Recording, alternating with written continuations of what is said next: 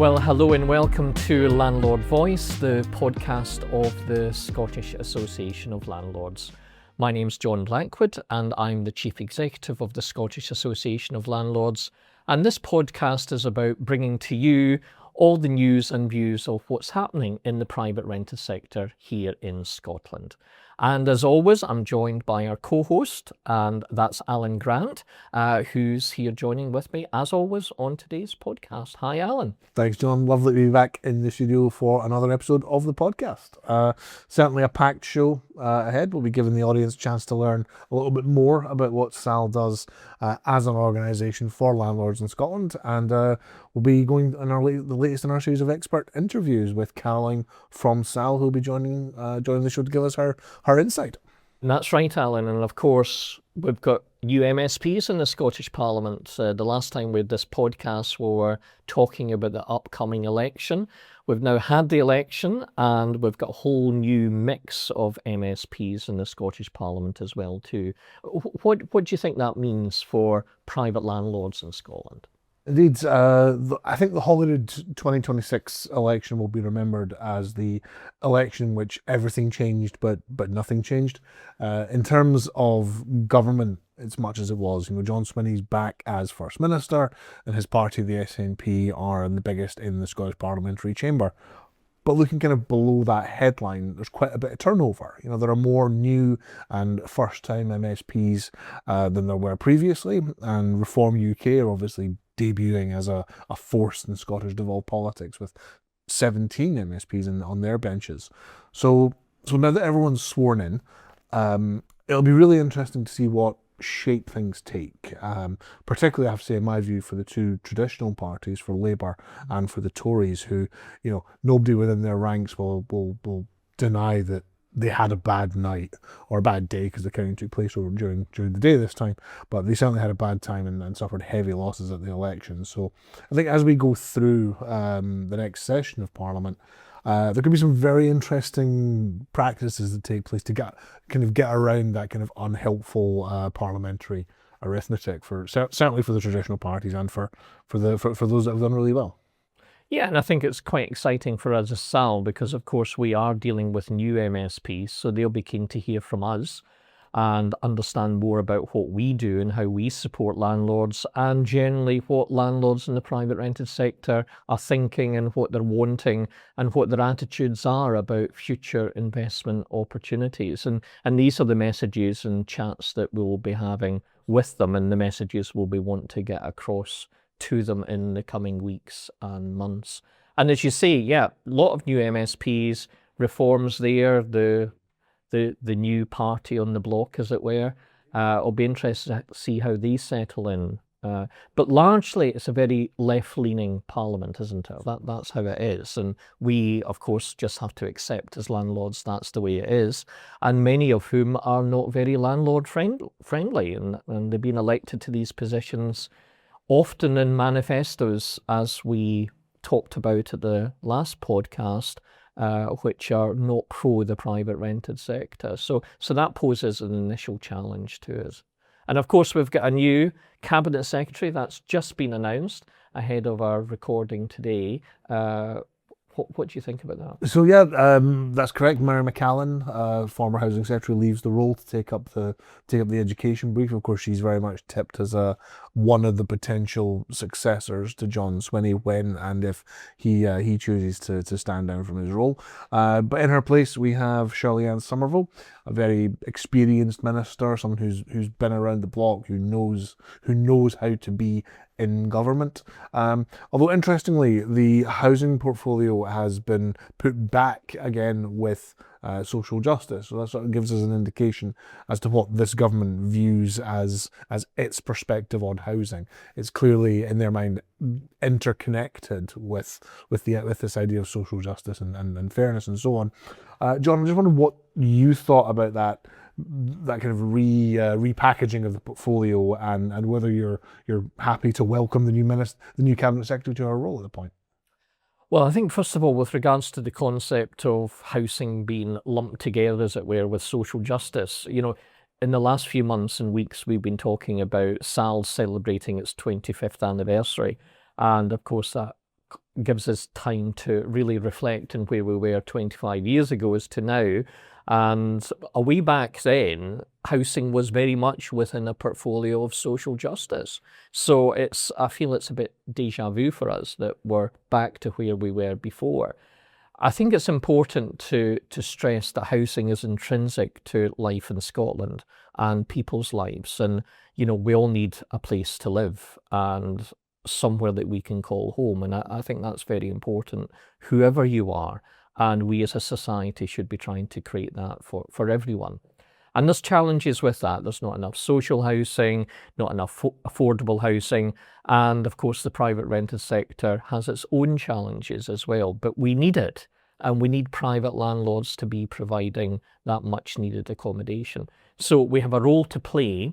And I think housing does fit well within a social justice portfolio, in the sense of we need to look at the bigger picture. What housing do we need? Who should it be serving? And how does it help us thrive within a community and within wider Scotland? So there's big challenges around that. And so I'm pleased it's still our Cabinet Secretary's position. Housing's still elevated to that level. We've talked about that in the podcast before, that's important to make sure that our views get right to the people who are sitting around that top table in Cabinet. And so just to kind of circle back on the new appointee, and obviously Sal had a very positive working relationship with Mary Callan, worked closely with Paul McLennan previously to her. What's your reaction and what's your view of Shirley Ann Somerville's appointment? Is she someone that Sal is looking forward to working with? Is there a history of working with her there? I wonder if you could talk a little bit. Yeah, we certainly do welcome that. Shirley Ann's someone who we have worked with in the past. When Paul McLennan was the housing minister, she was the Cabinet Secretary, so he reported to her. And when he was sick for a little while, Shirley Ann did step into the brief, and she very much had more of a personal contact with us and other stakeholders at that particular time.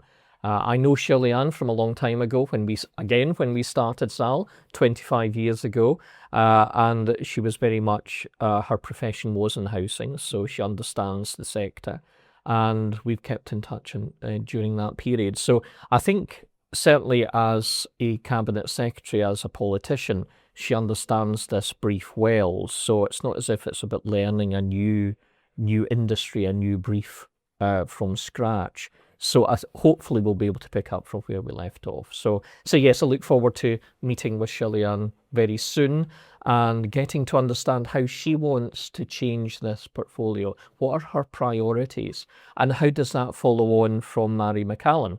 That'll be interesting to see how that develops too. Absolutely, lots to keep an eye on. I think change still coming down the pipe as the new government and new parliament settles in. And of course, we as a podcast, we will do our utmost to keep you on top of that and sift through the spin and the layers and the politics and bring you the what actually matters to the Scottish private rented sector. But for now, I think it's time to turn to our latest in our expert series of interviews. Yeah, and with all our podcasts, we like to bring in a speaker who we can interview, who can talk to us a little bit about their specialist knowledge and how that can, of course, help support landlords here in Scotland. So I'm always delighted that it's one of our own that comes on the podcast, and we've had Caroline with us before, so I'm delighted to welcome Caroline Elgar. And Caroline is our policy and advice line manager, and many of whom, certainly as members of SAL, will be familiar with Caroline and the entire team.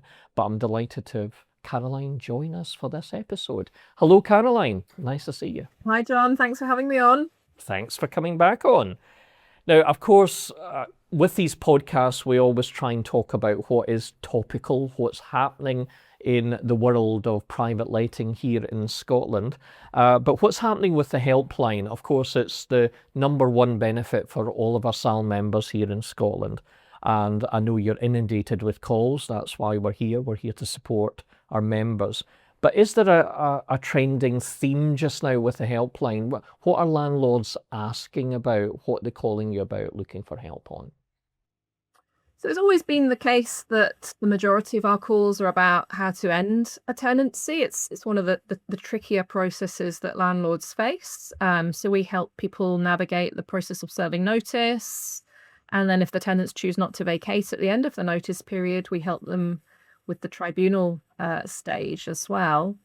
But in terms of sort of newer developments, we've had a lot of queries of late about the Renters' Rights Act. There's been a lot in the media about that, and landlords are curious as to if and how it impacts them.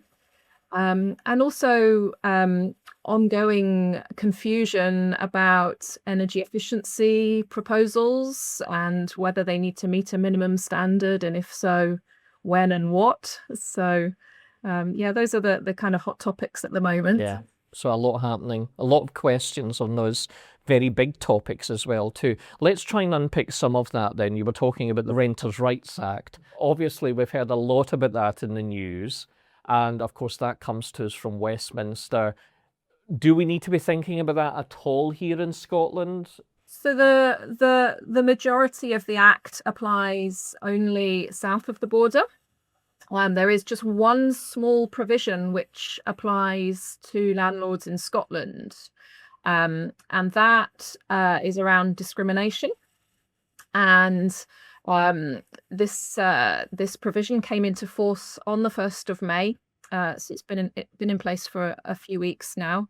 And it makes it illegal for landlords and letting agents to apply a blanket ban on renting to people who receive benefits or families with children. So it requires landlords and letting agents to ensure that families and those on benefits are treated the same as any other applicant when it comes to deciding whether or not to offer them a tenancy. So the Scottish Government has published detailed guidance on this, which is available on the Scottish Government website.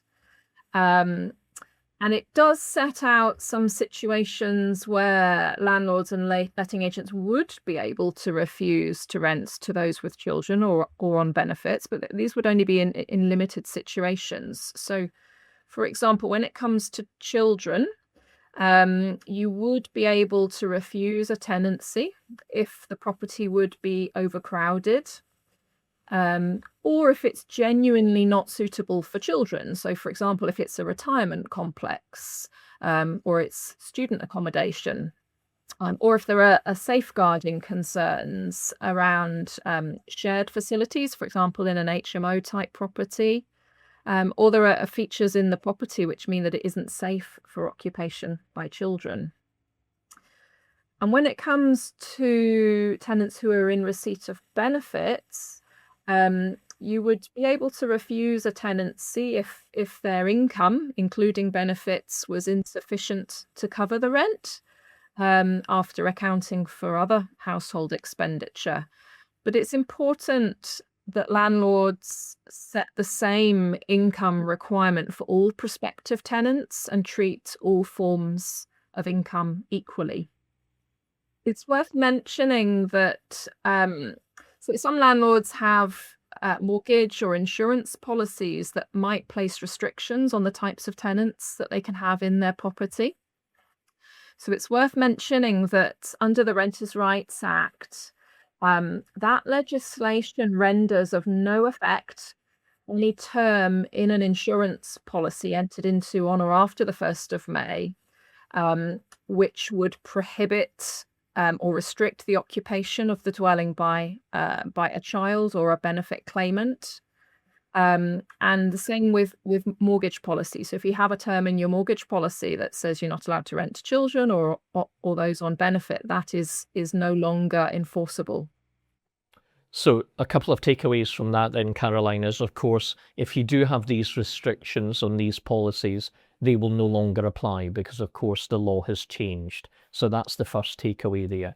And with regards to income, of course, we're all thinking as landlords, when we do decide which tenant to take in the future, we're weighing that up with the fact that can they afford to to live in the property, to pay the rent.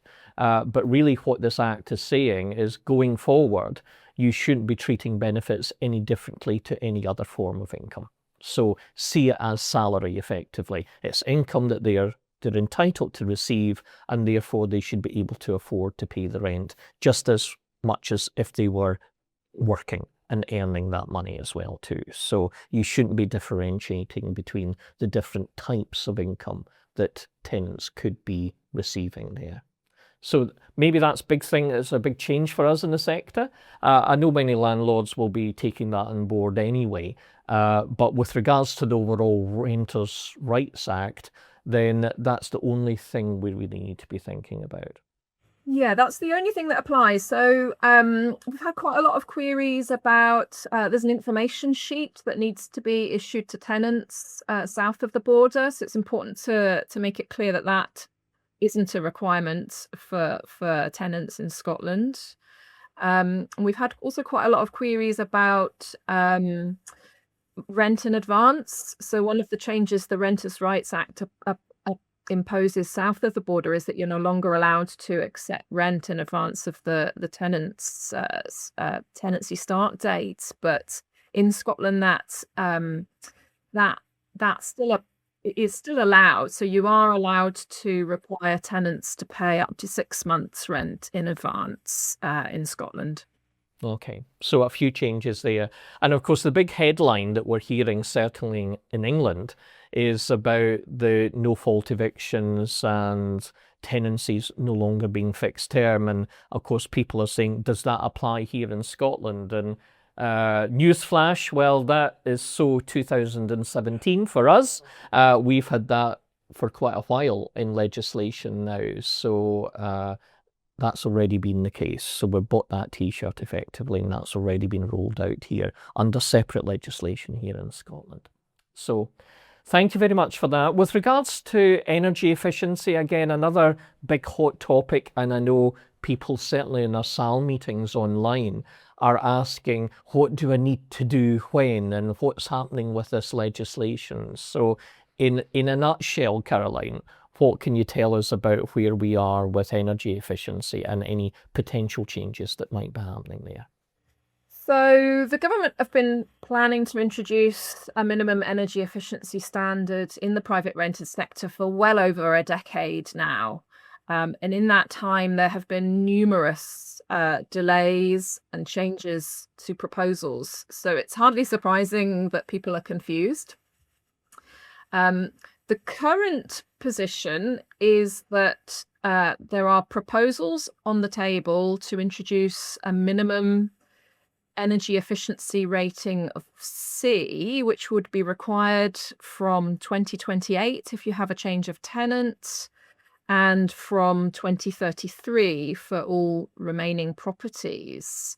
And the proposal is that that would be based on a new heat retention rating, which is going to be added to EPCs in the future.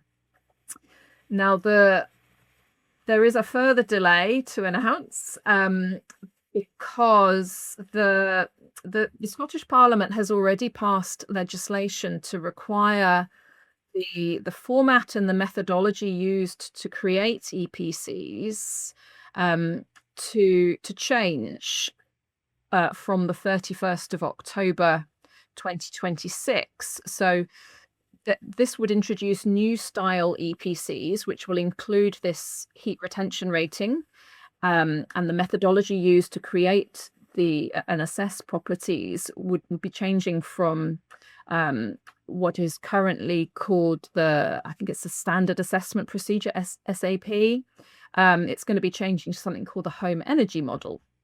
Now, the Home Energy Model is being introduced by the UK government, and unfortunately there's been a delay to that coming into force, which means the government need to amend their new legislation because they will not be able to mandate people to use new style EPCs from the 1st of October this year because they won't be able to. That methodology will not be in place in time. So that is going to need to be pushed back probably at least a year. We don't know what the new date for that will be. And because of that, it's quite likely, although it's not been confirmed, that the dates I mentioned earlier for the introduction of minimum standards will probably also need to be pushed back.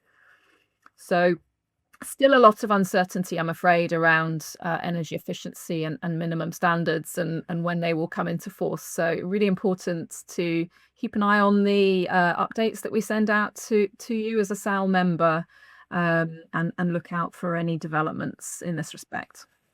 Yeah, and as you've said, it sounds all very confusing, and we know landlords are, but I guess the main takeaway from all of that is the law hasn't changed, and we still don't know when that will change. In fact, there's even uncertainty around the proposed dates as to when that might well happen. So even the 2028 date you were alluding to earlier might not actually come into existence at that particular time. So the key message at the moment is there is still no minimum standard.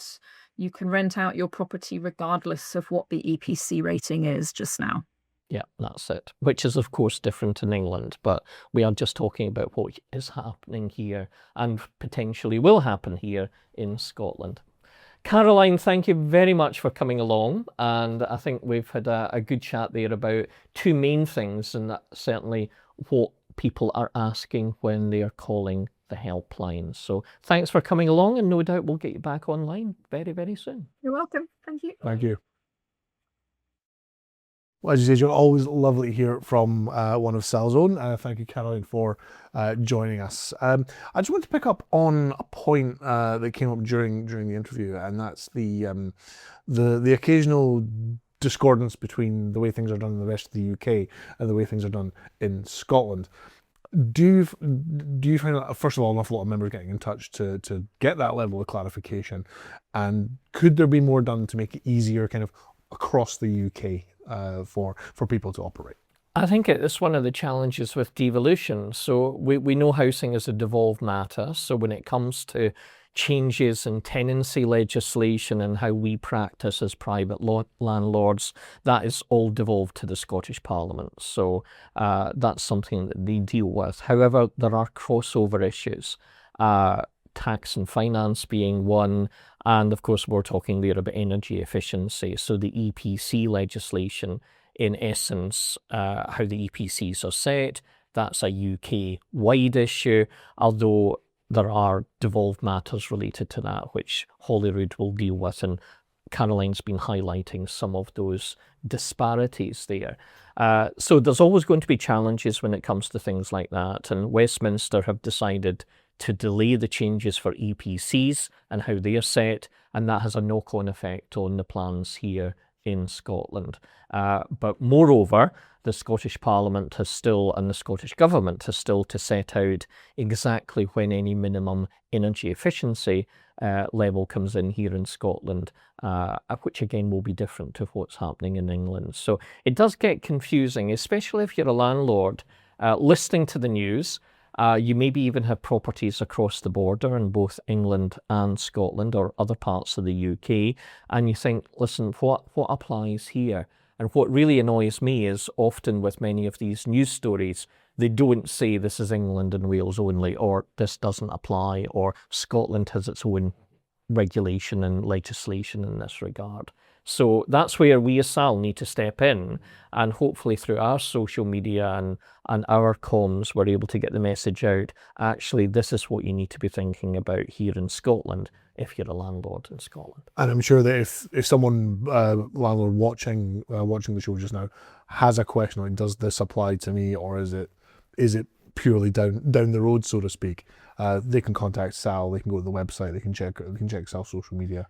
And yeah, and we always say that, and I make no excuse for it in all our podcasts, is that if you're not a member, you should be a member, because that's the way to get this information.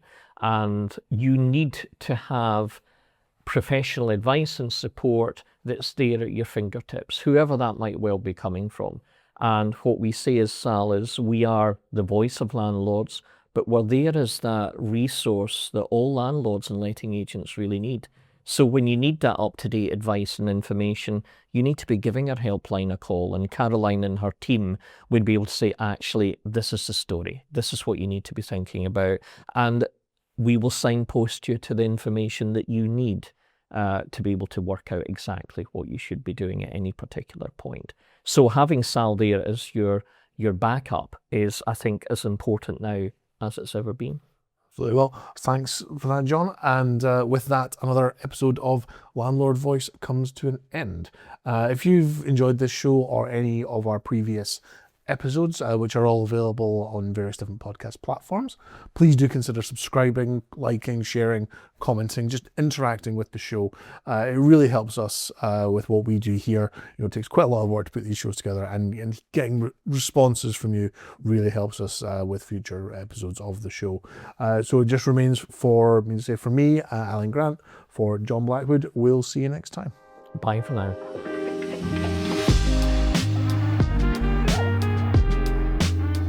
Landlord Voice is a podcast by the Scottish Association of Landlords, produced in partnership with Alan Grant Communications and Mallard Productions. All footage and music was used with permission. Questions, comments, suggestions, or other feedback should be sent to alan@alangrantcommunications.com.